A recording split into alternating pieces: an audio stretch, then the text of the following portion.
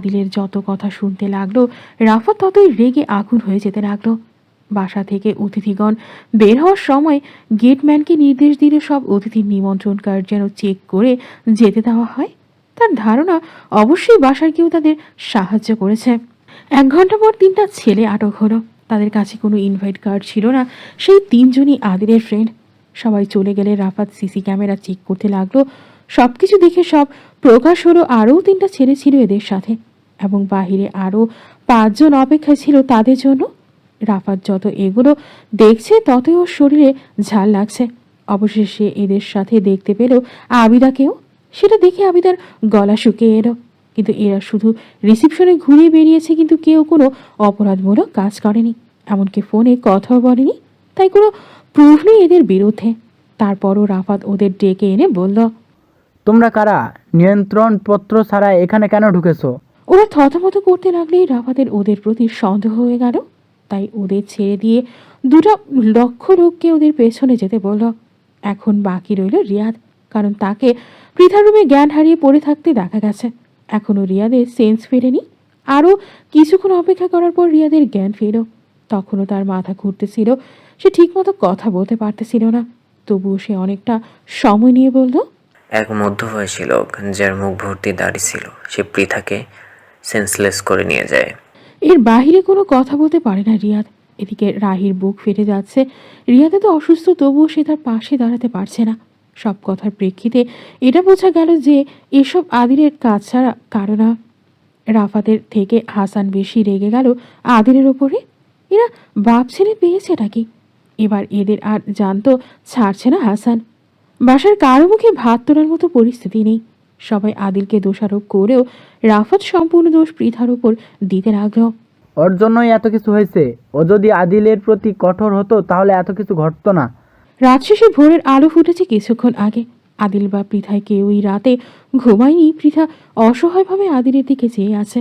খানিক বাদে আদিল ফ্লোর হতে উঠে নিজের চোখের রুমাল বেঁধে কোনো বাধা ছাড়াই পৃথার হাতের বাঁধন খুলে দিতে পৃথা দ্রুত পায়ের বাঁধন এবং মুখ থেকে কস্টেপ খুলে ওই অবস্থায় আদিলের গালে কষে একটা চর মেরে ক্ষোভের সাথে বলল, পাগল হয়ে গেছো তুমি?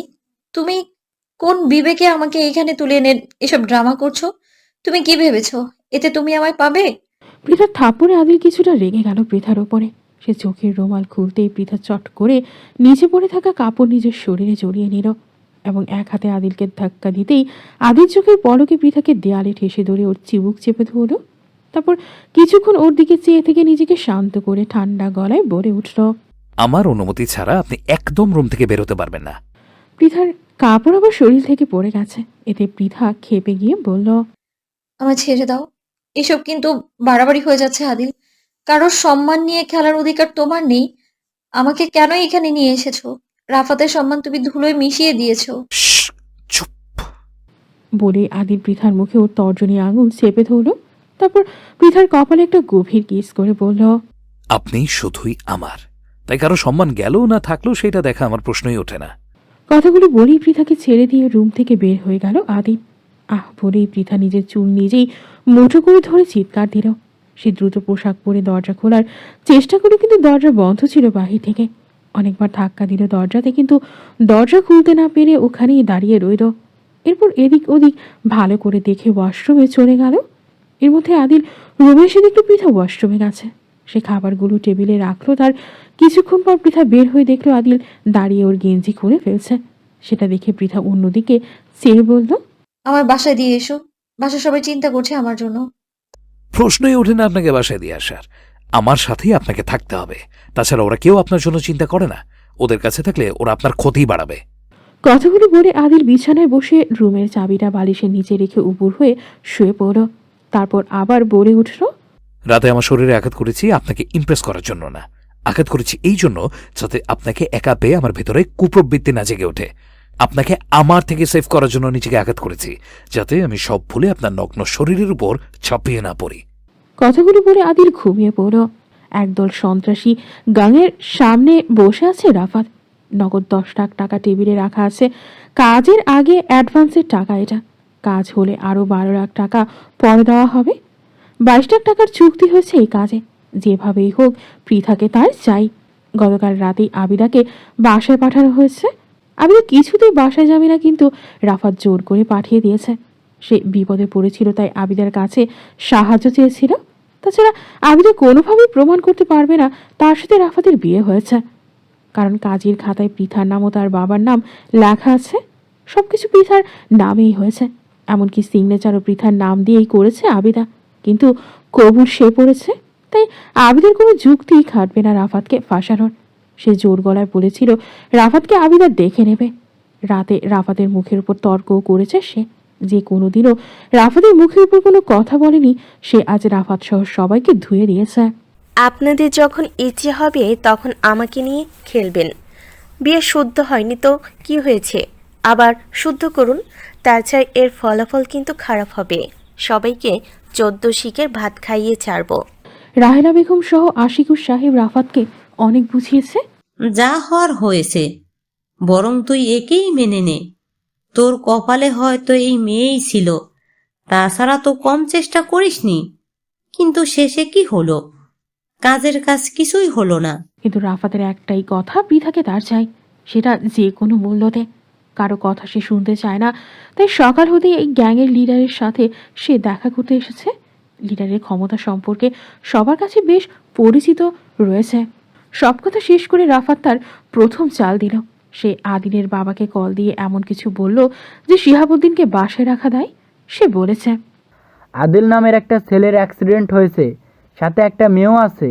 তার ফোনে আপনার নাম্বার পেলাম বলে কল দিয়ে জানাতে পারলাম। আপনি দ্রুত ঠিকানায় চলে আসেন। প্রথম চাল দিয়ে ক্রুটিল একটা হাসি দিল রাফাত। এবার সে এমন কিছু করতে চলেছে যা দেখে পৃথা আর আদিল দুজনেরই কলিজা কেঁপে উঠবে। আমার সাথে লাগাও, অস্থি মাংস সবার বিলীন করে দেব। 2 ঘন্টা হয়ে গেল আদিল ঘুমিয়েছে। ওর বৃদ্ধ আঙ্গুলে রক্ত জমাট বেঁধে গেছে। পৃথা সে তার ড্রেসিং করে দিয়ে বসে আছে। আদিলের ভেতর একবারও নড়াচড়া করেনি, ওভাবেই শান্ত হয়ে শুয়েছিল।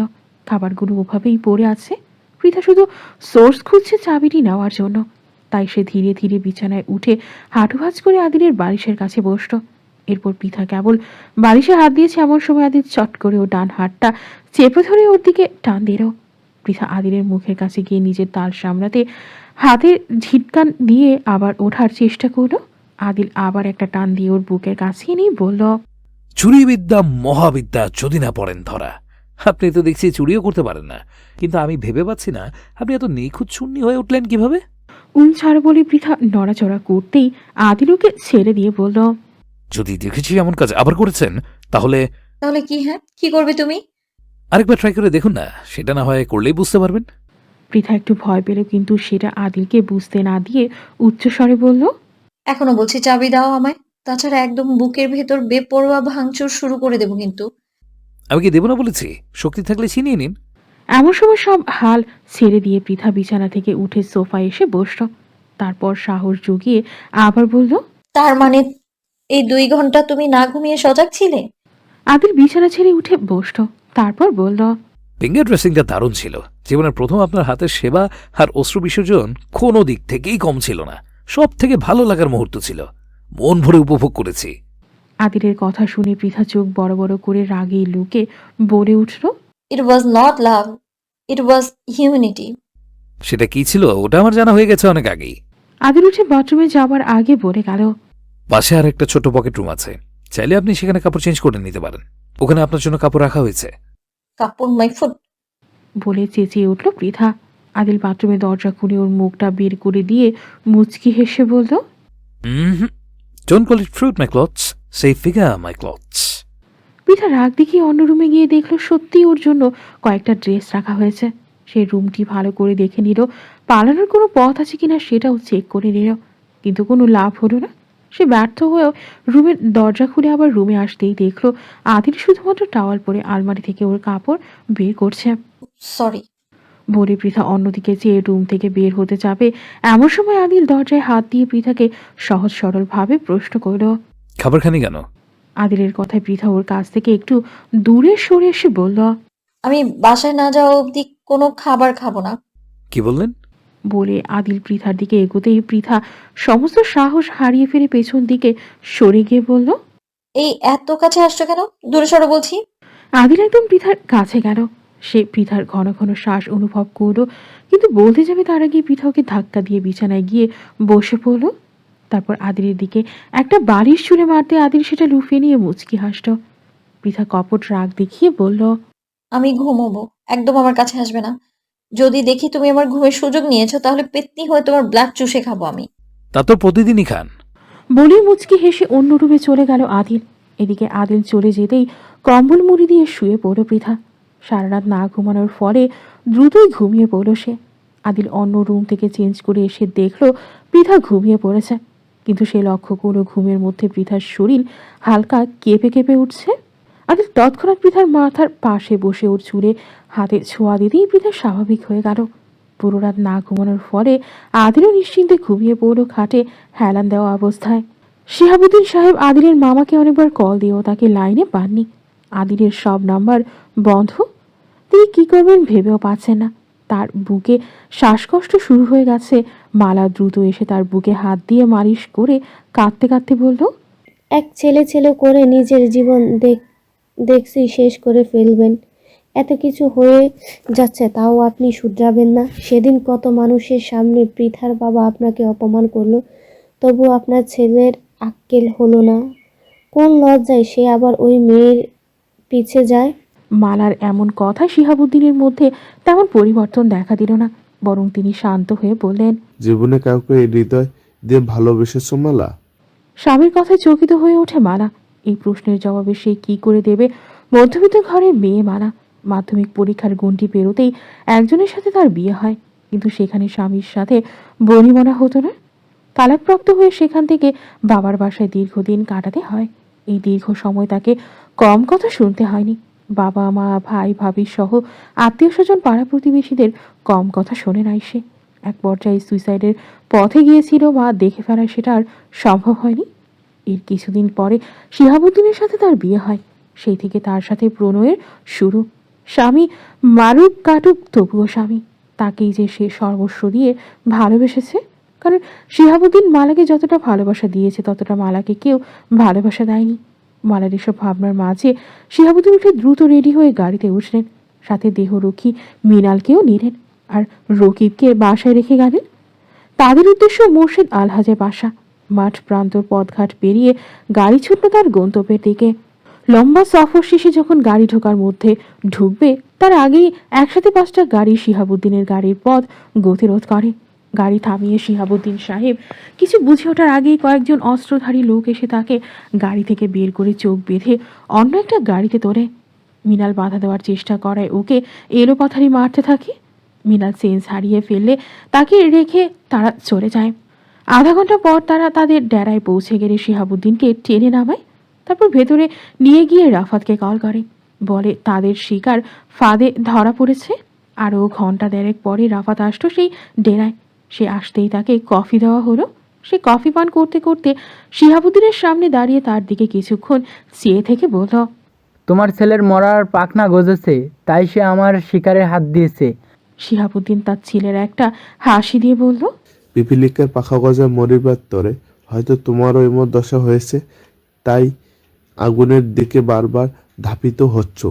আমাকে প্ল্যান করতেছো, এখানে এনেছো। আমার ছেলে এটা জানলে লুকোনোর জায়গা খুঁজে পাবে না। এমন কথা শুনে রাফাত রাগে বশীভূত হয়ে শিহাবুদ্দিনের গালে ঠাস করে একটা চর বসিয়ে দিয়ে বলল, যত বড় মুখ নয় তত বড় কথা। কার মরার পাখা গজিয়েছে সেটা তুমি আর তোমার ছেলে এবার বুঝবে। এমন অভদ্র ব্যবহারে শিহাবুদ্দিন হুঙ্কার দিয়ে ওঠে, এই প্রতিটা সময়ের দাম তুমি কড়াই গন্ডায় হিসাব দিবে আমার ছেলের কাছে। শুধুমাত্র সময়ের অপেক্ষা। দিনের 2টা প্রহর কাটিয়ে বিকেলের দিকে অগ্রসর হচ্ছিল সময়। দরজা জানালা বন্ধ, এসি ঠান্ডা হাওয়ায় গুটিয়ে মেরে পৃথার ভ্রমর জড়িয়ে ধরে আদিল ঘুমিয়ে আছে। লম্বা সময়ের পর পৃথার ঘুম ভাঙে। আধা আবছা অন্ধকারে নিজের উপর ভার অনুভব করে পৃথা। সে তার হাত নিচে নামাতেই আদিলের মাথার সাথে তার হাত লাগে। কয়েক মিনিটে নিজের মনের সাথে দর কষাকষি করে বুঝতে পারে সে কোথায় আছে। সে কোনো মতে উঠে ওভাবেই বসে থাকে আদিলের ঘুম ভাঙার অপেক্ষায়। কিছু সময় পর আদিল পাশ ফিরে অন্যদিকে হতে পৃথা হাফ ছেড়ে বাঁচে। সে আস্তে আস্তে উঠে ফ্রেশ হয়ে প্রথমে পুরো বাসা সার্চ করে। শুধুমাত্র ছাদের গেট খোলা আছে। পৃথা ছাদে গিয়ে দেখে একদম শ্মশান জায়গা। দূর হতে দূর শুধু সবুজ প্রান্তর। বাসা কিছুটা দূরে মেন রাস্তাও রয়েছে, তবে কিছু দূরে একটা পেট্রোল পাম্প। বাইপাস রোড দিয়ে সবসময় বড় বড় গাড়ি চলাচল করছে। গগনে তাম্র জলধরে ছেয়ে গেছে, বিন্দু বিন্দু জল পড়ছে গগন থেকে। বৃষ্টির ছিটা আর হিমশীতল পবনে শরীর বারবার কেঁপে উঠছে। আচ্ছা করে সে এখান থেকে আচ্ছা ইচ্ছা করলে সে এখান থেকে পালাতে সক্ষম হবে, কিন্তু আদিলের পাগলামি এতে বেড়েই যাবে। দেখি সময় কোন দিকে করায়। এদিকে আদিল ঘুম থেকে উঠে খুব খারাপ একটা স্বপ্ন দেখে। উঠে সে মাথা ধরে বসে পড়ে। ঘন ঘন কয়েকবার শ্বাস ফেলতেই ওর স্মরণে আসে পৃথার কথা। সে আবছা আলোতেই বিছানা হাতড়ায় পৃথাকে খোঁজার জন্য, কিন্তু সে পৃথাকে খুঁজে পায় না। পৃথাকে হারানোর অজানা ভয় তার ভেতরে কাজ করে। সে উঠে দ্রুত রুমের লাইট জ্বালিয়ে দেখল পৃথা নেই।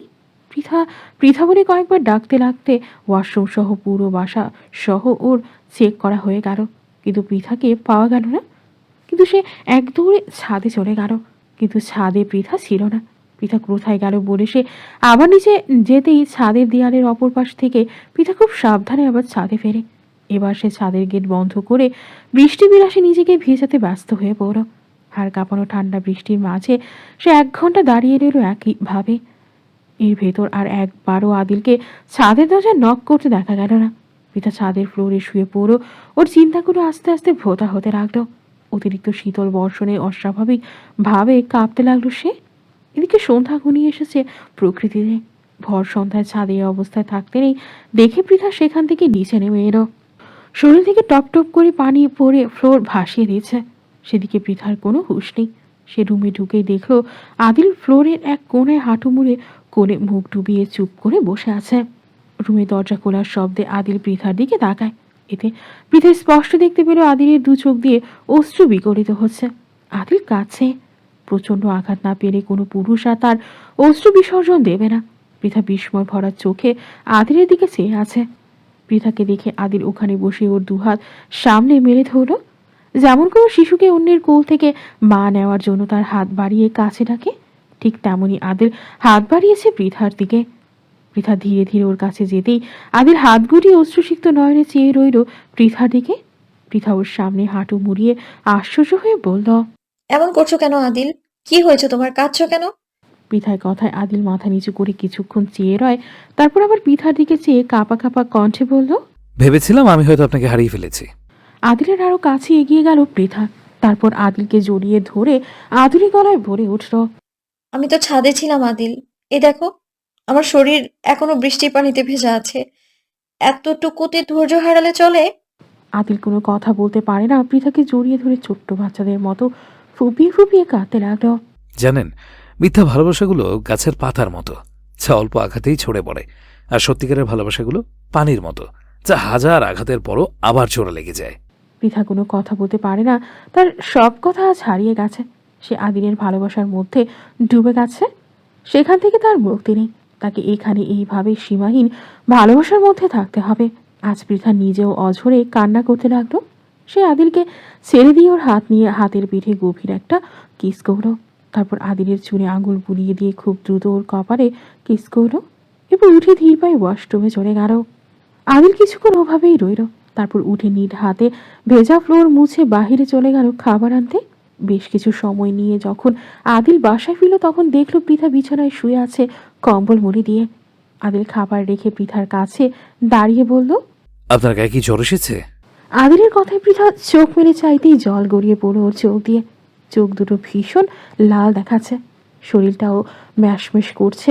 শরীরে জ্বরের আগমনের সমস্ত বার্তা ফুটে উঠেছে। হাতের ইশারায় পাশে বসতে বলল পৃথা। আদিল ওর পাশে বসতেই পৃথা ওর হাত আদিলের গায়ে ছুঁয়ে দিয়ে নাক টেনে বলল, কোথায় গিয়েছিলে? খাবার আনতে। বলে পৃথার কপাল চেক করতেই বুঝতে পারলো ভীষণ জ্বর এসেছে ওর। আদিল আতকে উঠল। এত জ্বর নিয়ে কিভাবে এখনো স্বাভাবিক আছে?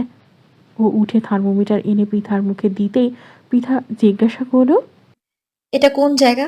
আশেপাশে কোথাও বাসা বাড়ি দেখছি না তো। এটা আমার একটা ফ্রেন্ডের বাবার বাংলো। ওরা এটা ভাড়া খাটায়।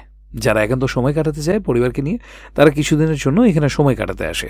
আনসিজন তো, তাই আমি সহজেই এটা পেয়েছি। অন্য সময় হলে পেতাম না। বাসায় গার্ড সহ কাজের লোক রয়েছে একাধিক। এর বাইরে একটা ছোটখাটো রেস্টুরেন্টও আছে, যেটা সব সময় চলে। ঈদ সহ অন্য উৎসবে এখানে মানুষের ঢল নামে। পৃথা ধীরে ধীরে উঠে বসে কয়েকটা হাঁচি দিল। সেটা দেখে আদিল উঠে গিয়ে কয়েকটা টিস্যু এনে হাতে ধরিয়ে দিয়েই বলল। বৃষ্টিতে এতক্ষণ ধরে ভেজা আপনার উচিত হয়নি, এখন তো কষ্ট আপনারই হবে। পৃথা টিস্যু ব্যবহার করে আদিলকে প্রশ্ন করল। আমি বৃষ্টিতে ভিজছিলাম, সেটা তুমি জানতে। প্লেটে খাবার বাড়তে বাড়তে আদিল জবাব দিল। হ্যাঁ, ছাদের অপর পাশে আপনি দাঁড়িয়েছিলেন। আমি থাকলে বা ওখান থেকে আপনাকে নিয়ে আসলে আপনার আনন্দটা নষ্ট হয়ে যেত, তাই ওখান থেকে চলে এসেছি। আবারও পৃথা আদিলের কাছে হেরে গেল। ছেলেটি এমন কেন? ইচ্ছে করে একবার হারলে কি হতো? আদিল ভাত মাখিয়ে পৃথার মুখে ধরতেই পৃথা অন্যদিকে মুখ করে বলল। আমার খেতে ইচ্ছে করছে না, তুমি খাও, আমার ঘুম পাচ্ছে। আদিল আচমকে এক হাতে পৃথার দুহাত শক্ত করে ধরে নিজের কাছে টেনে এনে খানিকটা জোর করে পৃথাকে খাইয়ে দিয়ে বলল। মেডিসিন নিতে হবে, তাই আর যেন না শুনি। আদিলের আলতো শাসন পৃথা খুব মজা করে উপভোগ করলো, বরং এটা তার কাছে প্রচন্ড ভালো লাগলো। খাবার শেষ করে মেডিসিন নিয়ে পৃথা শুয়ে পড়ল, তারপর কিছুক্ষণের মধ্যেই ঘুমিয়ে পড়ল। আদিল সাধারণত জহুরি কিছু মেডিসিন সবসময় ওর কাছে রাখে যখন সে বাইরে যায় কিছুদিনের জন্য, কারণ বলা যায় না কখন কোন জিনিসটার প্রয়োজন বাঁধে। আদিল সব পরিষ্কার করে নিজেও খেয়ে পৃথার পাশে চেয়ার টেনে বসে পড়ল আর বারবার কপাল চেক করতে লাগলো। রাত যতই গভীর হলো পৃথার জ্বর ততই বাড়তে লাগলো।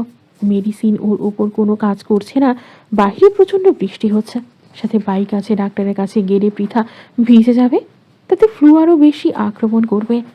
বাড়িতে ঠান্ডা পানি নিয়ে পৃথাকে জলপট্টি দিতে লাগলো আদিল।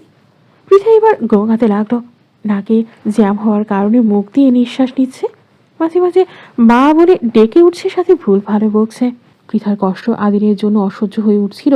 সে ফোন বের করে ওর কয়েকটা ফ্রেন্ডকে কল দিয়ে বলল ওরা আসতে পারবে কিনা, কিন্তু অনেকে দূরে হওয়ায় ওরাদের আসতে কয়েক ঘন্টা লাগবে। এর মধ্যে পৃথার দম বন্ধ হওয়ার মতো অবস্থা হতে গায়ের ওপর থেকে কম্বলটা ছুঁড়ে মেরে উঠে বসল। তারপর ওয়াশরুমে যাওয়ার উদ্দেশ্যে উঠতেই নিচে পড়ে যায় আর ওখানে বমি করতে লাগে। আদিল রুমের বাইরে ওর ফ্রেন্ডের সাথে তখন কথা বলতে ব্যস্ত ছিল। কিছু পড়ে যাওয়ার শব্দেও দ্রুত রুমে এসে দেখে পৃথা ওই অবস্থায় নিচে পড়ে আছে। আদিল দৌড়ে এসে পৃথাকে তুলে বাথরুমে নিয়ে যায়। সে অস্থির হয়ে বারবার বলতে লাগলো।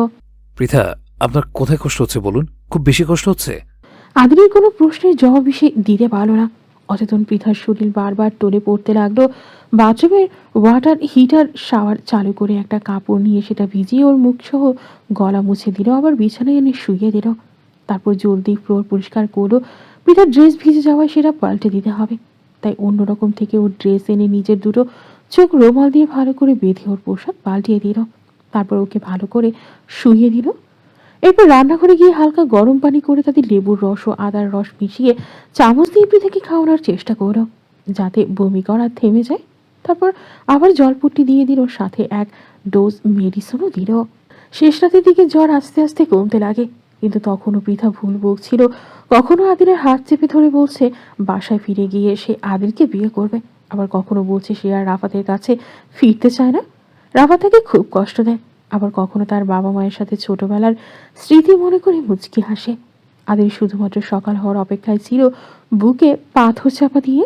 সকাল 7টা বাজে। পুরো রাত শরীরের ওপর দিয়ে টর্নেডো চালিয়ে জ্বর আস্তে আস্তে দুর্বল হয়ে পালিয়ে গেছে পৃথার শরীর হতে, তাই সকালে সে ঘুমিয়ে পড়েছে। আদিল নীলের ফোন খুঁজতে ছিল। গত রাতে পৃথার ওই অবস্থায় সে ফোন কোথায় রেখেছে সেটা জানে না। পরনে খোঁজাখুঁজি করে ট্রি টেবিলের নিচ থেকে ফোন উদ্ধার করে দেখে 105টার বেশি মিসড কল। ফোন বন্ধ হয়েছিল। কাল রাতে ফ্রেন্ডের সাথে কথা বলার জন্য সিম অন করেছে, কিন্তু এই নম্বর বাবা ছাড়া কেউ জানে না। আদিল মিসড কল চেক করতেই ওর বাবার নম্বর চোখে পড়ল। সে দ্রুত ব্যাক করলো। কল যদি ওপাশ থেকে অপরিচিত গলা ভেসে এলো। রে, গার্লফ্রেন্ড পেয়ে বাবাকে ভুলে গেছিস? এমন কথায় আদিল ভ্রু কুচকে একবার পৃথার দিকে চেয়ে রুমের বাহিরে এসে ঠান্ডা মাথায় বলল, আমার বাবা কোথায়? এই তো বেটা লাইনে আইসোস। মেয়েটাকে দিয়ে বাবাকে নিয়ে যা। 3 ঘন্টা সময় দিলাম। মেয়েটিকে রিফাত সাহেবের হাতে তুলে দে, আর যদি সময় ওভার হয়ে যায় তাহলে কাফনের কাপড় সাথে আনিস। কারণ তুই মেয়েটাকে ভালোবাসিস, তাই তাকে কিছু বলতে পারবি না, কিন্তু তোর বাবার প্রতি আমাদের মায়া নেই। ঠিকানা মেসেজ করে দিচ্ছি, ঠিক আছে?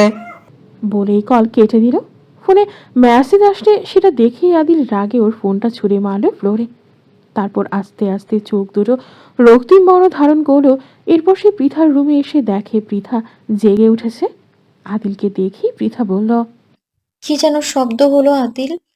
মুচকি হেসে পরিস্থিতিকে স্বাভাবিক করে আদিল বলল। তেমন কিছু না। তারপর সে রুম থেকে বের হয়ে গেল। আদিলের এমন ভয়ানক ঠান্ডা মেজাজের সাথে পৃথা অনেক আগেই পরিচিত। যদিও সে অন্তর্যামী নয়, তবুও মনের ভেতর এক ঝাঁক আশঙ্কা মোচড় দিয়ে উঠল। কিছু তো একটা হতে চলেছে। আদিল কিছু তরল খাবার এনে পৃথাকে খাইয়ে আবার মেডিসিন দিয়ে শরীর চেক করে বলল, শরীর কি খুব দুর্বল লাগছে? হুম। সমস্যা নেই, সব ঠিক হয়ে যাবে। আর কিছু বলে না পৃথা। এরপর আদিল পৃথাকে রেডি করে অন্য রুমে গিয়ে নিজে রেডি হয়ে পৃথাকে নিয়ে নিচে নামলো। পৃথা এই প্রথম দেখলো এমন মনোমুগ্ধকর বাংলো। কিন্তু পৃথাকে বেশিক্ষণ সময় দিতে পারলো না আদিল। ওকে নিয়ে কারে বসলো। আদিলের একটা ফ্রেন্ড এসেছে ওদের কার নিয়ে। ওকে বাইকে নিয়ে বাসায় চলে যেতে বলে পৃথাকে নিয়ে সে রওনা দিল রাফাতের দেওয়া ঠিকানায়। হায়ার অ্যান্টিবডি মেডিসিন শরীরে পড়ার কারণে পৃথা আবার আদিলের ঘাড়ে মাথা এড়িয়ে ঘুমিয়ে পড়ল। শরীর তার বড্ড খারাপ, তাই তাকে কোথায় নিয়ে যাওয়া হচ্ছে সেটা জানার সুযোগ পেল না। 3 ঘন্টা পার হতে এখনো 15 মিনিট বাকি। তার আগেই পৃথাকে নিয়ে হাজির হয়েছে আদিল। পৃথাকে ঘুম থেকে জাগিয়ে গাড়ি থেকে নামিয়ে ওদের কাছে গেল আদিল। একদল ক্যাডারের সাথে শিহাবুদ্দিন সাহেব দাঁড়িয়ে আছেন। দেখে মনে হচ্ছে বেশ টর্চার করা হয়েছে তাকে। ওদের কাছ থেকে 2জন লোক আসলো পৃথাকে নেওয়ার জন্য।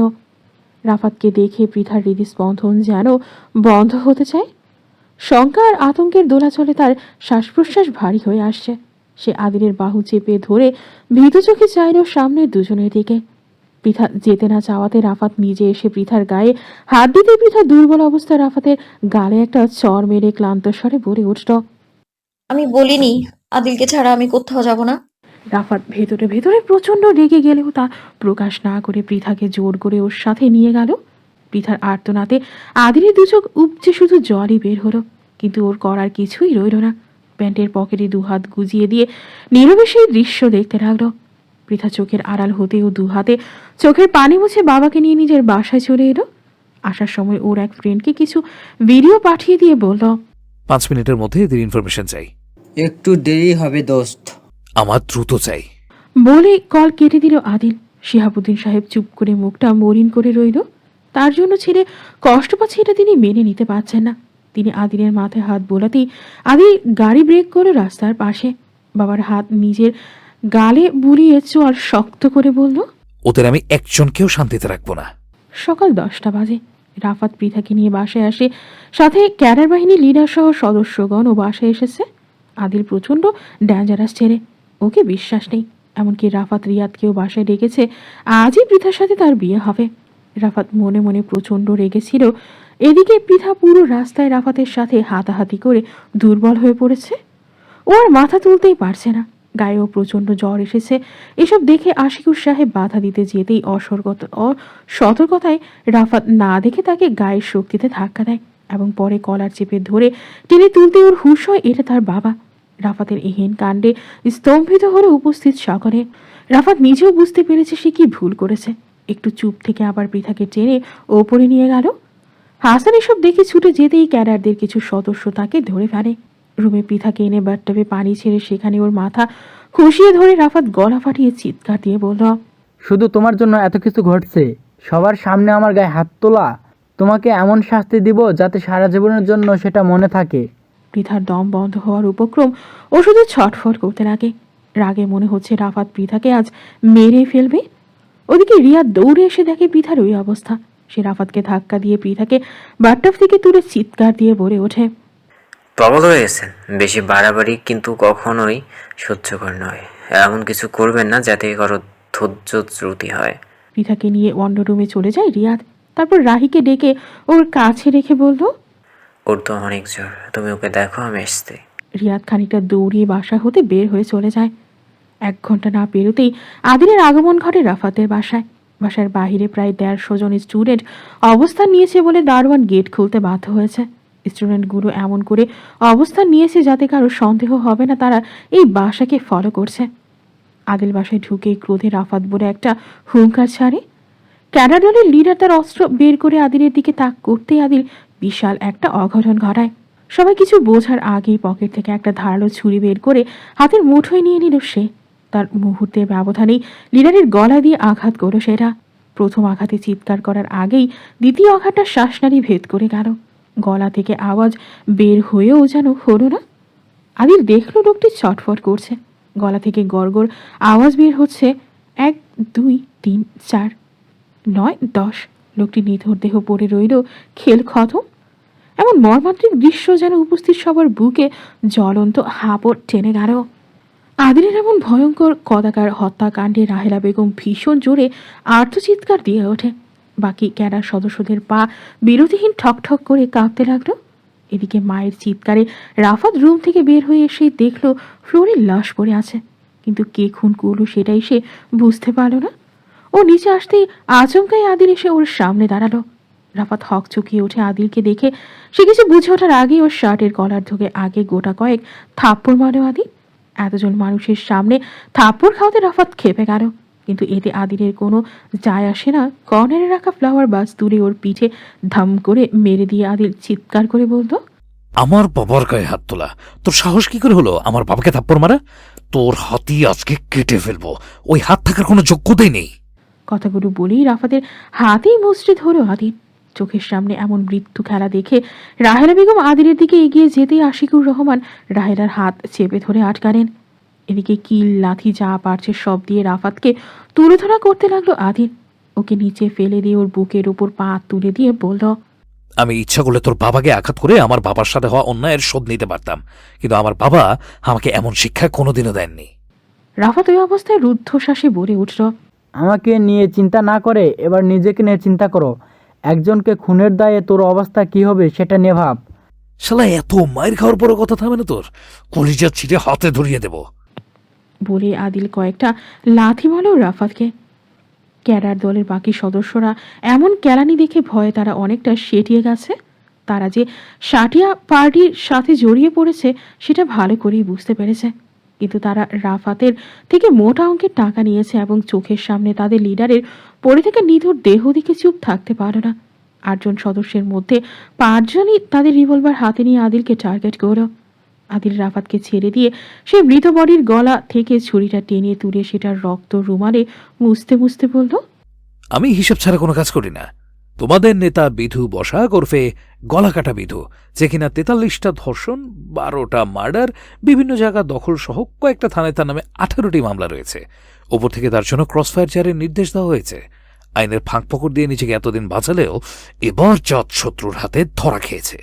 এত মানুষের ক্ষতি করেছে যে তাদের চোখের পানির অভিশাপে আজ তার সমাপ্তি ঘটেছে। সে ছাড়া আরো 3 জন এখানে মার্ডারের আসামি আছে। কথাগুলো বলি সোফায় বসলো আদিল। তারপর লিডারকে দেওয়া কফির মগে ছোট্ট একটা চুমুক দিয়ে আবার বলল, কার খাওয়ার কথা ছিল আর কে সেটা পান করছে? লাশবারের মতো বলছি, বাঁচতে চাইলে লাশ নিয়ে যেন এক্ষুনি উদা হয়। আর আমি যদি খেপি তাহলে সবার লাশ একসাথে গণকবর দিয়ে ছাড়বো, এতে কোনো কাকপক্ষেও টের পাবে না।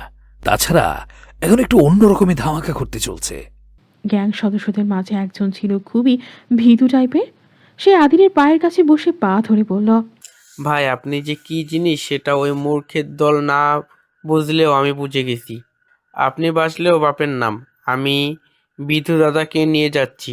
ঠিকই কইছেন, সবাই সবার কর্মফল পায়। ছেলেটা ভীতুর কাছে যেতেই আদিল মুচকি হেসে বলল, খেলা তো শুরুই করিনি, তার আগেই ভয় পেয়েছিস? আদিলের হ্যান্ড ওয়াচের সময় দেখে দোকানে আঙুল গুজিয়ে দিয়ে বলে উঠল, time is over. 1 2 3 4 at last 5। বলতেই বাহিরে মাটি কাঁপিয়ে কিছুর বিস্ফোরণ হলো। বাহিরের জানালার কাজ ব্লাস্ট হয়ে ছিটকে পড়ল। কানে তালা লাগার জোর পড়ে গেল। গ্যাংয়ের সদস্যদের আর কিছু বলতে হলো না, কারণ বিস্ফোরণে বাহিরের মানুষ সহ পুলিশের ভেজাল লাগার সম্ভাবনা রয়েছে। তাই 5 জন বডি নিয়ে গেল আর 3 জনের সবে রক্ত সাফ করে দ্রুত চলে গেল। পাকা হাতের কাজ। তারা অনেক মানুষকে হত্যা করে গুম করেছে, দরুন আজকেও সেরকম নিখুঁত কাজ করলো তারা। শুধুমাত্র আগন্তুকের বদলে আজ নিজেদের বসের লাশ ছিল সেখানে। রাহেলা বেগম কোনো দিশা না পেয়ে দৌড়ে উপরে তলায় গেল। সে বুঝতে পেরেছে এই ছেলে বেশিক্ষণ থাকলে তার ছেলে আজ মারা পড়বে। তিনি পৃথার কাছে গিয়ে দেখেন পৃথার অবস্থা প্রচুর খারাপ, পুরো শরীর ভেজা। রাহেলাকে দেখে রাহি কেঁদে উঠল, আম্মু দেখো ভাইয়া আপুর কি অবস্থা করেছে। ভাইয়া না অমানুষ হয়ে গেছে। রাহির কথা তিনি কানে না নিয়ে পৃথাকে দূরে বলল। রাহি, ওকে ধরতো, ওরে এখনই নিচে নিয়ে যেতে হবে। এই অবস্থায় আপুকে নিচে কেন নিয়ে যাবা? পাগল হয়েছ তুমি? ভাইয়ার মতো তুমিও কি আপুকে মারতে চাও না কি? আগে নিজে বাঁচার কথা ভাব। বলে পৃথাকে টেনে তুলে কোনো মতে রুম থেকে বের হতেই দেখলো আদিল রাফাতের পিঠের উপর পা দিয়ে ওর দুটো হাত গায়ের শক্তি দিয়ে বিপরীত দিকে টেনে তুলছে। আমার বাবার গায়ে হাত তোলা দেখি, এবার তুই কিভাবে বড়দের গায়ে হাত তুলিস? তোর হাত দিয়ে আজ আমি ক্রিকেট খেলায় ব্যাটিং করব। বলতেই রাহেলা আদিলকে জোরে ডাক দিয়ে বলল, বাবা, আমি মা হয়ে তোমার কাছে আমার ছেলেকে ভিক্ষা চাচ্ছি। আমি কথা দিচ্ছি, ও কোনো দিনও পৃথাকে নিয়ে বাড়াবাড়ি করবে না। তুমি পৃথাকে নিয়ে যাও প্লিজ, আর আমার ছেলেকে ছেড়ে দাও। আগুনে হিম শীতল পানি পড়লে যেমন আগুন নিমিষেই নিভে গিয়ে পরিবেশ শান্ত করে দেয়, ঠিক পৃথাকে দেখেও আদিলের অন্তর শান্ত হয়ে যায়। ও রাফাতকে ছেড়ে দিয়ে কয়েকটা ধাপে সিঁড়ি পেয়ে পৃথার সামনে হাজির হয়। রাহেলা পৃথাকে ছেড়ে দিতে ওকে ধরে ফেলে আদিল। রাহেলা নিচে গিয়ে রাফাতকে তুলেই কাঁদতে লাগলো। কেন নিজের জেদ ছাড়িস না? যে তোর হবার নয় তাকে কোন জোর করে রাখতে চাস? রাফাত রাগে মায়ের হাত ছিটকান দিয়ে সরিয়ে দিল। তোমাকে এখানে কে আসতে বলেছে? রাহেলা কোনো কথা বলে না, নীরবে শুধু চোখের পানি ফেলে। আদিল পৃথাকে করে তুলে নিয়ে দ্রুত সিঁড়ি বেয়ে নিচে নামতেই রাফাত হিসিয়ে উঠল, তারপর নির্দ্বিধায় বলে উঠল, আজকের পর থেকে আমার একমাত্র টার্গেট তুই। তোর ধ্বংস আজ থেকে শুরু।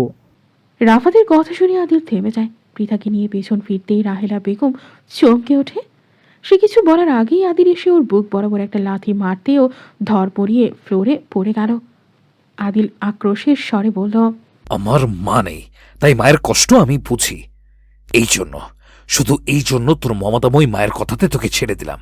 এরপরেও যদি না শুধরাস তাহলে নিজের কবর নিজেই খনন করে রাখিস, কারণ তোকেও বিধুর কাছেই পাঠিয়ে দেব। বরং ওপারে গিয়ে দুজনে বসে আমাকে মারার প্ল্যান করিস। আদিল পৃথাকে নিয়ে বাসা হতে বের হওয়ার সময় হাসানের মুখোমুখি হয়। অত্যন্ত রাগেত স্বরে বলে উঠল হাসান, ভালো চাওয়া তো ওকে রেখে দাও। আপনারও স্যান্ডিং খাওয়া শখ জেগেছে? বাপ বলে কিন্তু মানব না। সবার আগে আমার উচিত ছিল আপনাকে সাহায্য করা। প্রথমে বাপের মতো বাপ হতে শিখুন, তারপরে বাপের কৃতিত্ব ফলাতে আসবেন। যে বাবা সব জেনে শুনে কসাইয়ের হাতে মেয়েকে তুলে দিতে চায়, তার থেকে আর কত ভালো কিছু আশা করা যায়? পারুল মা মারা গিয়ে আপনার মতো শয়তানের হাত থেকে বেঁচেছে। পৃথা ঠিক হলে এমনি বাসায় চলে যাবে। কথাগুলো বলেই পৃথাকে নিয়ে হাসানের পাশ কাটিয়ে চলে গেল আদিল। আর হাসান স্তব্ধ হয়ে সমস্ত কথা শুধু গিলে গেল। কোনো কথা বলার জো রইল না তার। আদিল বাসা থেকে বের হয়ে সামনে থাকা এক ফ্রেন্ডকে বলল দ্রুত সবাইকে চলে যেতে, কারণ আশেপাশের প্রতিবেশীরা রাফাতের বাসায় ভিড় জমাতে শুরু করেছে। সবাই ভেবেছে রাহিদের বাসায় কোনো বোমা ব্লাস্ট হয়েছে, কিন্তু তারা তো ভদ্র পরিবারের লোকজন, তাদের বাসায় এমন দুর্ঘটনা ঘটবে কেন?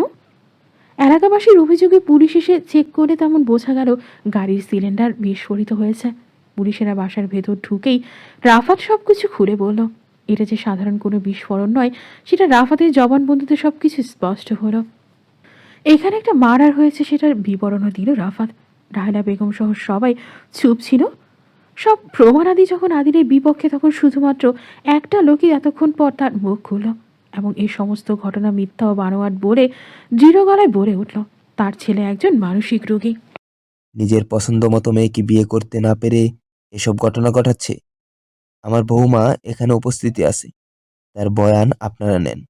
তাছাড়া কোনো ত্রুটির কারণে গাড়ির সিলিন্ডার বিস্ফোরণ হয়েছে, এখানেও কারো হাত নেই।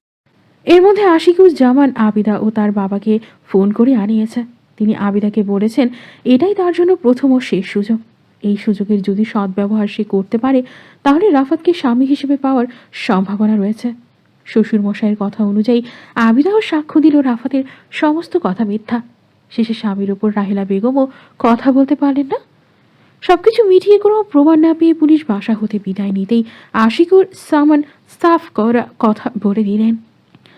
স্বামীর কথা শুনে রাহেলা বেগম প্রশ্ন কাতর চেহারায় তার দিকে চাইলেন, আর রাফাত তো জোর গলায় বলে উঠল, নিজের ছেলের চেয়ে বাহিরের একটা ছেলে আপনার কাছে আপন হয়ে গেল। আমি এই বাসায় আর কোনো অঘটন চাই না।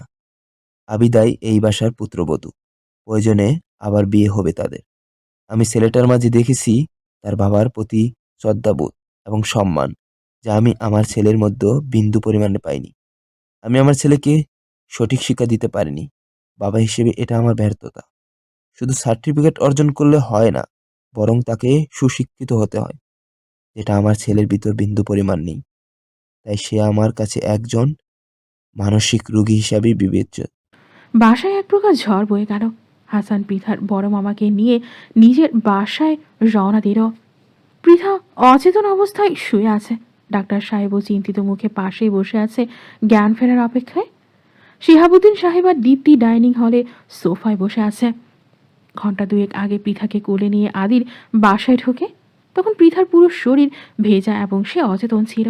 যদিও দীপ্তি বারবার জিজ্ঞাসা করেছিল সে কে, আদিল তার কথার কোনো জবাব দেয়নি, বরং সে পাগল প্রায় হয়ে গিয়েছিল পৃথাকে নিয়ে। দরজা বন্ধ করে পৃথার শরীরের কাপড় বদলানো থেকে শুরু করে কাপড় পরিয়ে দেওয়া, ডাক্তার ডাকা, মেডিসিন নিয়ে আসা সহ যাবতীয় সমস্ত কাজ আদিল নিজের হাতে করেছে। তার ছেলে যে কারো তো কেয়ার নিতে পারে সেটা তিনি আগে কখনোই দেখেননি। তিনি ভাবতেন তার ছেলে হয়তো অগোছালো ও বেখেয়ালি, কিন্তু তার সমস্ত ধারণা আজ মিথ্যা প্রমাণিত হয়েছে। সবকিছু ঠিক আছে, কিন্তু বিয়ের আগে পৃথার কাপড় বদলানো ঠিক তিনি মেনে নিতে পারছেন না। দীপ্তিকে দিয়েও তো কাজটা করতে পারত। ডাক্তার সাহেবের কিছু জরুরি কাজ পড়েছে, তাই তিনি আদিলকে বললেন, চিন্তা করো না, কিছু সময়ের মধ্যেই জ্ঞান ফিরে আসবে। কোনো সমস্যা দেখা দিলে আমাকে একবার দেখো, তাছাড়া আমি কাল একবার দেখে যাব তাকে। আদিল আর ডাক্তারকে আটকালো না, সে রুম থেকে বের হয়ে এগিয়ে দিয়ে এলো ডাক্তারকে। এই সুযোগে দীপ্তি পৃথার কাছে গিয়ে চুপটি করে দাঁড়িয়ে রইল। মেয়েটি আহামরি সুন্দরী নয়, কিন্তু আদিল ভাইয়া যে তাকে এত ভালোবাসে সেটাই বড় কথা। এর থেকেও সুন্দর সুন্দর মেয়েরা ভাইয়া বলতে অজ্ঞান। কিন্তু কি সৌভাগ্য তোমার, অমন একটা মানুষের ভালোবাসা পাচ্ছ। আমি তো ছোট থেকে তাকে ভালোবেসে গিয়েছি, তবুও এক মুহূর্তের জন্য তার হৃদয়ে স্থান পাইনি। আদিল এসে বাবার কাছে দাঁড়াতেই শিহাবুদ্দিন গম্ভীর মুখে বলল, বিয়ের আগে এত কাছে যাওয়া ঠিক নয় বাপ। এতে পবিত্র ভালোবাসাগুলো অসম্মানিত হওয়ার সম্ভাবনা থাকে। আদিল তার বাবার দিকে কিছুক্ষণ চেয়ে রইল, তারপর হাসি মুখে বলল, আমি চাই না সে আমার সামনে উপস্থিত থাকা সত্ত্বেও অন্য কেউ তার শরীর স্পর্শ করুক বা দেখুক। তবুও জিনিসটা খারাপ দেখায় বাপ। সব স্পর্শ মানে নোংরামো নয়, কিন্তু স্পর্শতে মায়া এবং বিশ্বাস দুটোই লুকিয়ে থাকে। আদিল কথাটা বলে পৃথার কাছে চলে যায়। শিহাবুদ্দিন সাহেব তার অতীতের সাথে অঙ্ক কষাকষি করতে বসে যায়। ছেলের কথায় মানেগুলো নিজের মধ্যেই বিশ্লেষণ করতে আরম্ভ করে। রুমে এসে দেখে দীপ্তি পৃথার কাছে দাঁড়িয়ে কি যেন করছে। সেটা দেখে আদিল ভ্রু কুঁচকে বলল, তুই এখানে কি করছিস? আদিলের কথা শুনে দীপ্তি চমকে উঠে কিছু একটা লুকানোর চেষ্টা করে। আদিল একদম কাছে গিয়ে দাঁড়াতেই দীপ্তি কিছু বলতে যাবে, এমন সময় আদিল মুখে আঙুল চেপে হাত ধরে টেনে বাহিরে আনলো। তারপর ভ্রু জড়িয়ে বড় বড় চোখ করে বলে উঠল, তুই ওখানে কি করছিলি? দীপ্তি ভয়ের সাথে কিছুটা রাগ মিশ্রিত স্বরে বলল, কই না তো, কিছু করিনি। তাছাড়া ওই রুমে গেলে তোমার সমস্যা। আমি মানুষ চিনতে কখনোই ভুল করি না, আর যদি পৃথার বিষয় সেখানে হয় তাহলে তো কাউকে বিশ্বাস করার কোনো প্রশ্নই ওঠে না আমার। আদিল দীপ্তির বাম হাত থেকে মুঠোফোনটা কেড়ে নিয়ে অন করে দেখে ফোন লক করা। এই এটা খোল। আমার পার্সোনাল কিছু থাকতে পারে সেখানে, তাই আমি খুলতে পারবো না। তুই খুলবি না, তোর বাপ খুলবে বলে প্রচন্ড জোরে একটা ধমক দিল আদিল দীপ্তিকে। এতেই কাজ হলো। ভয়ে লক খুলে দিল দীপ্তি। আদিল সবকিছু চেক করে অবশেষে গ্যালারিতে ঢুকতেই দেখলো পৃথার কিছু পিক বাজেভাবে তোলা হয়েছে সেখানে। সেটা দেখে আদিল দাঁত কটমট করে বলল, আমি ওর লাভার, তবু এমন পিকতলার চিন্তাভাবনা আমার মনে কোনোদিনও আসেনি, আর তুই প্ল্যান করে এখানে এসেছিস। ভাইয়া বলেই একটা চিৎকার দিতে আদিল ফোনটা প্রচন্ড শক্তিতে ফ্লোরে ছুঁড়ে মেরেছে আর শক্ত করে বলল, আওয়াজ একদম নিচে। পাশের রুমে পৃথা শুয়ে আছে। আর শোন, স্মার্ট হওয়া ভালো, কিন্তু ওভার স্মার্ট হওয়া মোটেও ভালো নয়। আমি ওভার স্মার্টদের একদম পছন্দ করি না, বরং তাদের পা দিয়ে পিষিয়ে মারি। আদিলের গলার শব্দ শুনে শিহাবুদ্দিন সেখানে হাজির হতে আদিল দৃঢ় গলায় তার বাবাকে বলল, মোর্শেদ আলহাসকে কল দিয়ে বলেন তার মেয়েকে যেন এখান থেকে নিয়ে যায়। বাবা মেয়ে প্ল্যান করেই সব কাজ করেছে। তাই তো বলি, আমাকে এমন নির্যাতন করে কেন পায়ে শিকল পরে মেয়েকে বাসায় রেখে চলে যাবেন? ডল মে তো কুছ কালা হ্যায়। শিহাবুদ্দিন সাহেব কিছু বুঝতে পারলেন না, তবুও মোর্শেদ আলহাসকে কল দিয়ে এখানে আসতে বলেন। আদিল ততক্ষণে পৃথার রুমে চলে গেছে, আর দীপ্তি সেই ভাঙা ফোন নিয়ে দ্রুত ঠিক করার চেষ্টা করতে লাগলো। কিন্তু কপাল মন্দ, সেটা আর সম্ভব হয়ে উঠল না। ফুপার সামনে কিছু বলতে না পেরে নিজের রুমে গিয়ে দরজা বন্ধ করে দিয়ে রাঙে ওই ভাগা ফোনটাই আবার আছাড় মারল। পৃথার সামনে চেয়ারে বসে টেবিলে হাত রেখে তার উপর মাথা দিয়ে এক মনে চেয়ে আছে পৃথার পানে আদিল। এমন সময় পৃথা নড়ে উঠতেই আদিল মাথা তুলে পৃথার দিকে এগিয়ে এসে কপালে একটা কিস করল, তারপর মাথার চুল নাড়িয়ে দিয়ে বলল, এখন কেমন লাগছে পৃথা? পৃথার তেমন কিছুই মনে নেই। তার লাস্ট সিন মনে আছে, রাফাত তাকে পানিতে চুবিয়েছিল। সে এদিক ওদিক চেয়ে নিজের অবস্থান কোথায় সেটা বুঝতে না পেরে বলে উঠল, আদিল, আমরা কোথায় আছি? আপনি আমার কাছে আছেন পৃথা। আজকের পর থেকে আপনার কাছ থেকে আমাকে কেউ আলাদা করতে পারবে না। সব সময় এভাবেই আপনার পাশে থাকবো। আদিলের হাসি মুখ দেখে পৃথার প্রচণ্ড ভালো লাগলো। সে হাত বাড়িয়ে আদিলের গালে হাত বুলিয়ে দিয়ে ছোট ছোট শব্দে বলে উঠল, আমার একটু কাছে আসবে? আদিল দেরি না করে একদম পৃথার দিকে ঝুঁকে যেতেই পৃথা দুহাতে ওকে আরো কাছে টেনে এনে কপালে চুমু খেয়ে বলল, আই লাভ ইউ আদিল। আমি খুব ভালোবাসি তোমায়। তোমার আমাকে প্রচন্ড দরকার। পৃথার চোখ দিয়ে অঝরে পানি বয়ে গেল চোখ থেকে। কে বলেছে ভালোবাসা একটা সময় পর মিথ্যা তকমা নেয়? সঠিক মানুষ এলে ভালোবাসাও ধ্রুব সত্য হয়। কে বলেছে ভালোবাসা নাকি হৃদয়ের ভাঙা দর্পণ? এ যেন রাতের কাছে দিনের আলোর সমর্পণ। কে বলেছে ভালোবাসা কেবলই স্বার্থ খোঁজে? বরং যত্ন পেলে ভালোবাসাও আদর বোঝে। সব ভালোবাসা হয় না কখনো মিথ্যা দেওয়া প্রতিশ্রুতি। ভালোবাসাই ভালোবাসার জ্বলন্ত আহুতি। শ্রাবণীর শেষ সপ্তাহ 3 দিন আগেই বিদায় নিয়েছে, কিন্তু তার স্বভাবগত ভাব এখনও বিদ্যমান রয়েছে। তাই ভাদ্র মাসের আগমনেও বৃষ্টির কমতি নেই। প্রকৃতি যেন তার স্বচ্ছ তরল বাড়ি বর্ষণই করেছে ধরিত্রীর বুকে। মাথার উপর বৃষ্টি নিয়েই মোর্শেদ আলহাজ এই ভর সন্ধ্যায় আদিলদের বাসায় উপস্থিত হয়েছেন। শুধু দীপ্তি এখানে উপস্থিত বলেই তিনি এসেছেন। এসে মাগরিবের সালাত আদায় করতেই কাজের মেয়ে গরম গরম চা আর পেঁয়াজও দিয়ে গেল। বড় সম্বন্ধে এসেছেন তাই বেশ ফিটফাট হয়েই মোর্শেদ সাহেবের সামনে গেলেন শিহাবুদ্দিন। মোর্শেদ সাহেবকে তিনি এবং আদিল প্রচণ্ড সম্মান করেন। বাবা আসতেই দীপ্তিও এসে তার পাশে বসল। এদের বাবা মেয়ের এহেন মিল দেখে শিহাবুদ্দিন চিন্তার পাঠ্য বই মেলে দিলেন নিজের মনের মধ্যে। আদিল তাহলে সত্য কথাই বলেছে, এরা প্ল্যান করেই সব কিছু করেছে। না হলে দীপ্তির বাবা যা কঠোর, আর দীপ্তি আদিলকে বাসা হতে বের করতে সাহায্য করেছে এবং নিজে বাসা হতে বের হয়ে এসেছে, তা সত্ত্বেও মোর্শেদ সাহেব কিভাবে চুপ থাকতে পারে? দীপ্তি তার কাজটা অনুমতি নিয়ে না করলে এতক্ষণে মেয়ে তার হসপিটালের বেডে শুয়ে থাকতো। কিন্তু তাদের মাঝে এমন কিছুই লক্ষণ দেখা যাচ্ছে না। যা হোক, তাদের প্ল্যান যে ফ্লপ হতে চলেছে সেটাই মনের ভেতর অস্থির স্বস্তির কারণ। কাজের মেয়েকে রাতের রান্না বসাতে বলে শিহাবুদ্দিন সাহেব উঠে গেলেন সেখান হতে, কারণ তিনি কারো ব্যক্তিগত কথার মাঝে নিজেকে উপস্থিত রাখতে চান না। প্রত্যেকের পার্সোনালিটিকে সম্মান করা উচিত এবং তারা মা বা মেয়ে কথা বলুক ততক্ষণে তিনি আদিলকে ডেকে আনুক। আদিলের রুমে উকি দিয়ে দেখলেন ছেলে তার রুমে নেই, তাই বাধ্য হয়ে পৃথাকে যে রুমে রাখা হয়েছে সেই রুমের দরজার সামনে গিয়ে মুখে দুবার অদ্ভুত আওয়াজ করে বললেন, বাপ রুমে আসো। পৃথা ঘুমাচ্ছিল আর আদিল পাশে বসে ফোনে কিছু কাজ করছিল। বাবার আওয়াজ শুনে সে উঠে দরজার কাছে গিয়ে দেখলো বাবা দাঁড়িয়ে আছে।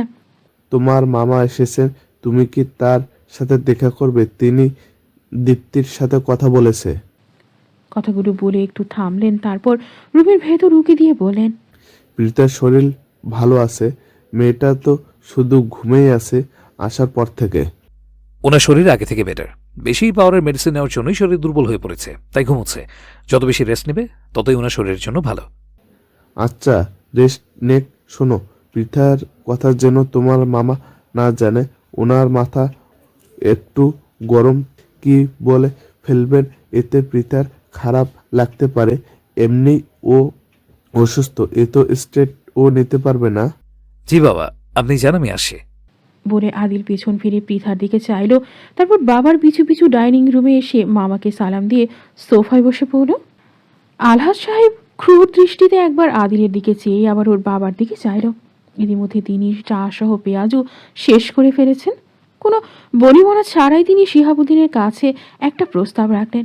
আদিলের সাথে তিনি দীপ্তির বিয়ে দিতে চান। অনেক আগে থেকে এমন ইচ্ছা পুষে রেখেছিলেন নিজের মধ্যে, কিন্তু এখন পরিস্থিতি অন্যদিকে মোড় নিয়েছে, তাই তিনি আর দেরি করতে চান না শুভ কাজে। তিনি দ্রুত 4 হাত এক করে দিতে চান।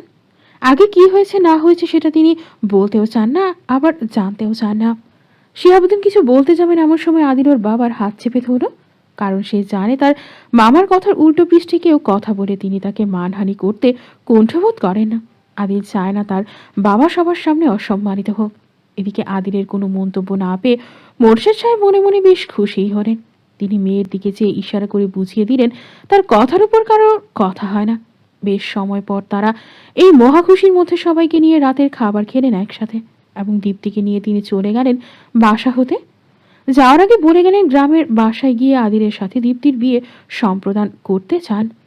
দীপ্তিও কিছুটা ভয় আর আনন্দের মাঝে বাবার সাথে চলে গেল।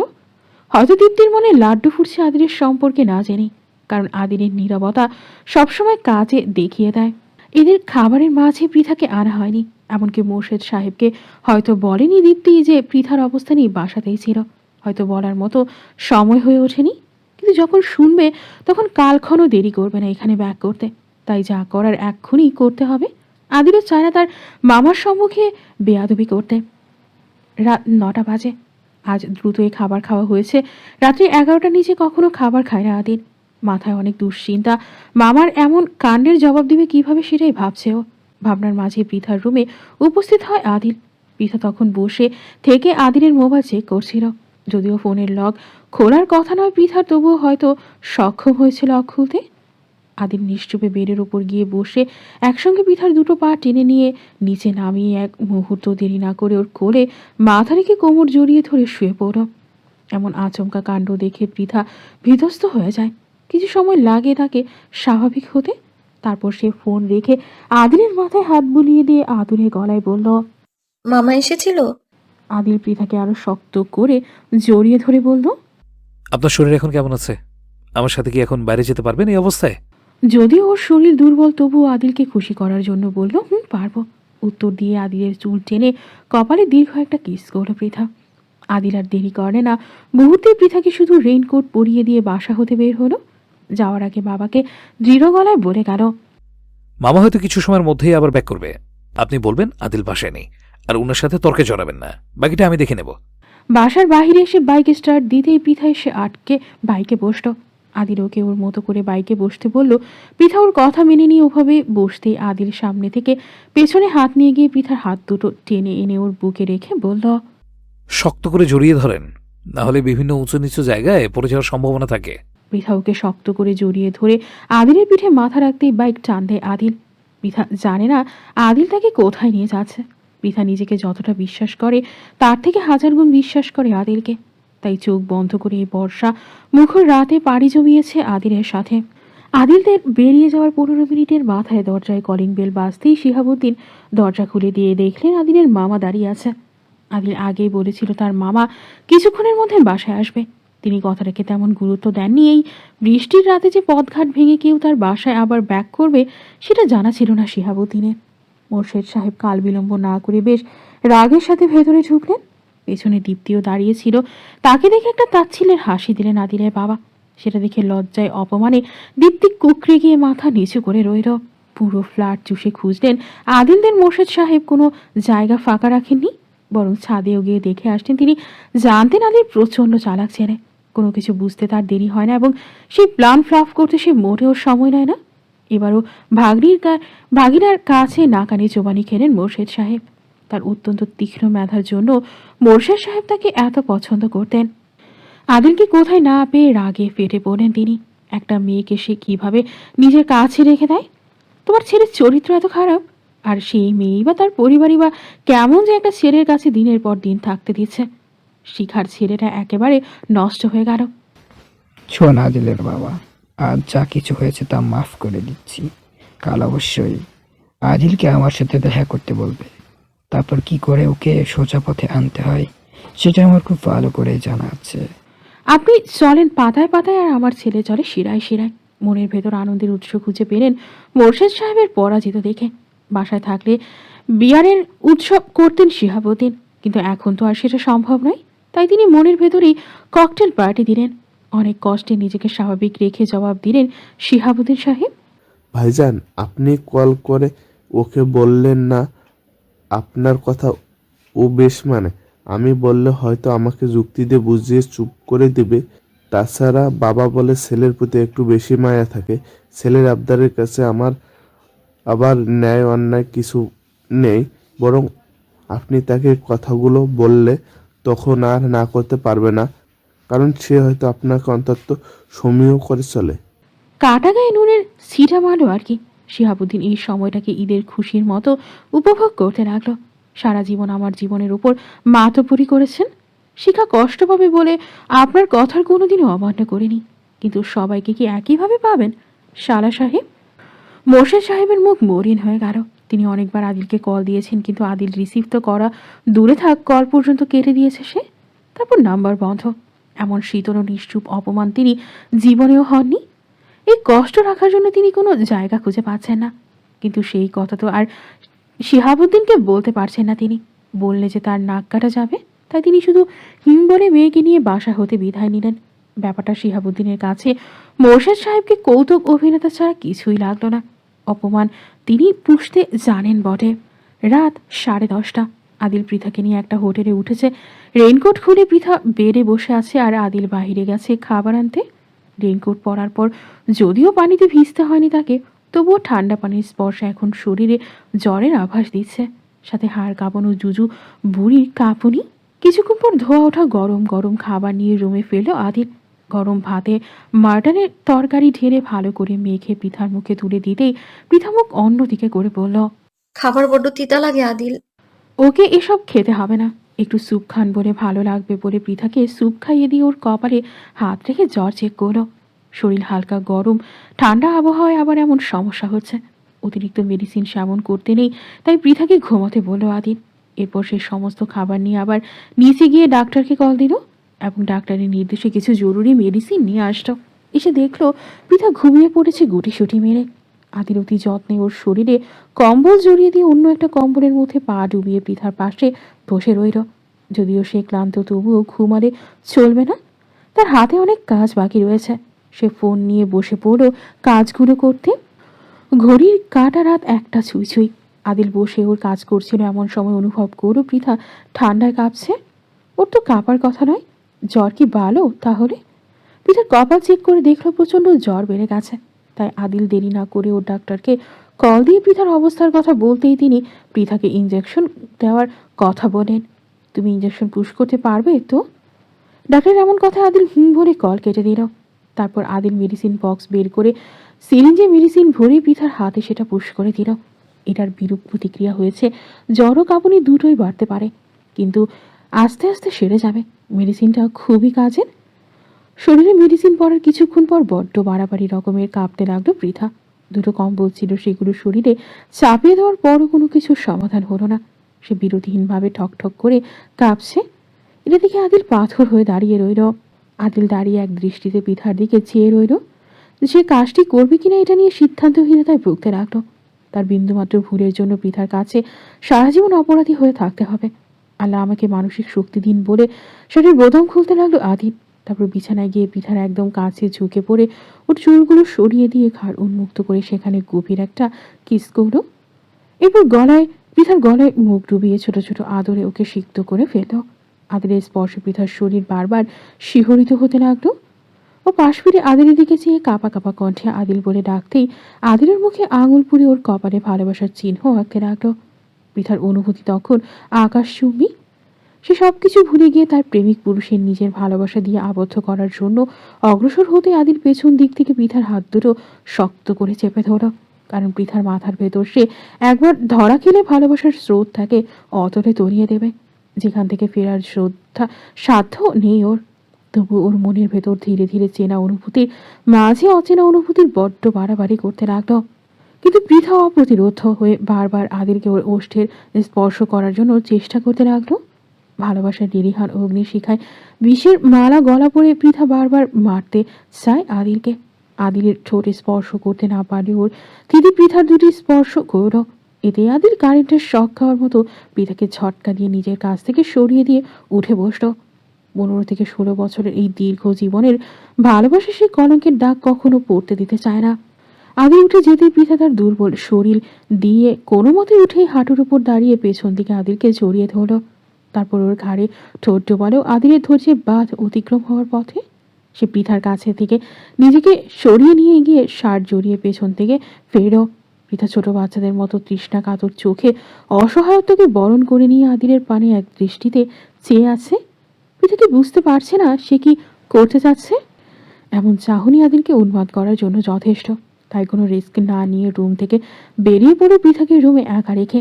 এমনিতেই পৃথার শরীর যথেষ্ট ঠান্ডা হয়ে গেছে এবং কাঁপুনিটাও কমেছে।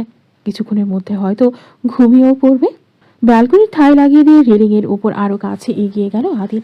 তারপর মুচকি হেসে দু হাত মিলিয়ে দিয়ে চোখ দুটো বন্ধ করে সায়ানের বরণ করার জন্য বৃষ্টির পানিতে নিজের শরীর ভেজাতে ব্যস্ত হয়ে উঠল। তার মন আকাশে নতুন আলোয় আধার কালোতে খুনসুটি চলছে। আজ সে বড্ড খুশি, যদিও তাকে খুশি করা খুব কঠিন।